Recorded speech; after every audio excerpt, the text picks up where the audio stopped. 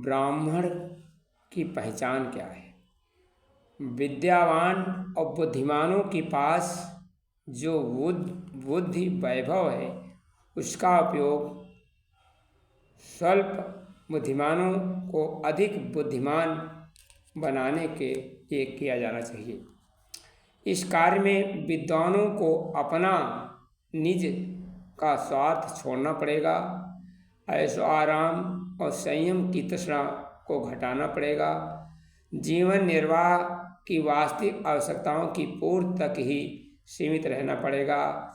उनका यह त्याग बड़ा भारी त्याग है। बुद्धिमान मनुष्य ईमानदारी से भी काफ़ी कमा सकता है, फिर भी यदि वे बेईमानी पर उतर आएँ तब तो कहना ही क्या।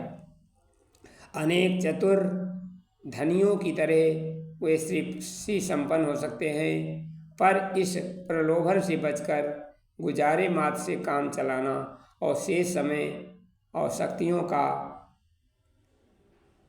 शक्तियों को जनता जनार्दन की सेवा में समर्पित कर देना, यही ब्राह्मणत्व का सच्चा आदर्श है। यह त्याग ही सच्चा तप है। तपस्वी ब्राह्मणों की इसी तपश्चर्या का फलस्वरूप सारा देश, सारा समाज सुख संपन्नता का लाभ उठाता था। थोड़ी सी नदियाँ से बड़े बड़े विस्तृत क्षेत्र धन धान्य वृक्ष पर वनस्पतियों से फल फूल से भरे रहते थे।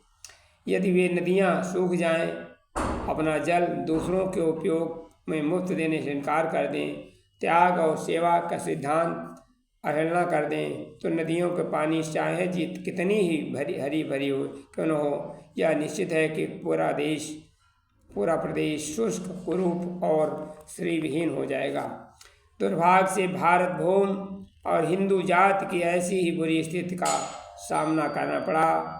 ब्राह्मणों ने विद्या को अपनी व्यक्तिगत संपत्ति समझकर उसका उपयोग स्वार्थ साधन तक सीमित कर रखा है। फलस्वरूप उचित नेतृत्व और पथ प्रदर्शन के अभाव में जनता पथभ्रांत हो गई। ऐसी दशा में उसकी दीनता, दासता, भ्रांति, अनैतिकता, स्वार्थपरता आदि का उलझन भरी झाड़ियों में भटक जाना स्वाभाविक था। जो सबका हित चिंतन करते वे ही ब्राह्मण हैं कहलाते, वे त्यागी धीर तपस्वी बन हैं ब्रह्म तुल्य पूजे जाते। अपनी करुणा की धारा से वे सबकी पीड़ा हरते हैं, वे स्वयं कष्ट सहकर सबका आंचल खुशियों से भरते हैं। ब्राह्मण कुल में पैदा होकर यदि कर्म नीच ही करते हैं, उनसे तो शूद्र ही अच्छे हैं जो शुभ कर्मों को करते हैं। ब्राह्मण का वंशज रावण भी तो राक्षस ही कहलाया था, तब के बल पर एक डाकू ने ऋषि का ऊंचा पद पाया था।